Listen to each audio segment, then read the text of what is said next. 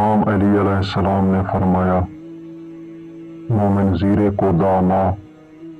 اور عقل مند ہوتا ہے، مومن کینہ پرور، دشمن، حاسد، جھگڑالو اور گالیاں دینے والا، لوگوں کے عیب تلاش کرنے والا اور غیبت کرنے والا نہیں ہوتا۔ مومن کسی کو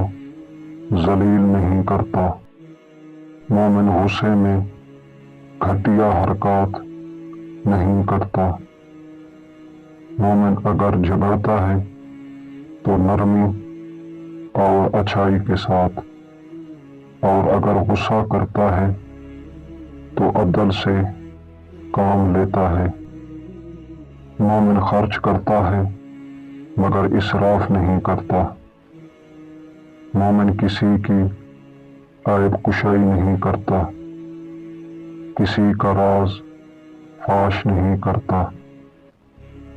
مومن ذکر خدا بہت کرتا ہے، وہ لوگوں سے علم حاصل کرنے کے لیے ملتا ہے، سمجھنے کے لیے سوال کرتا ہے۔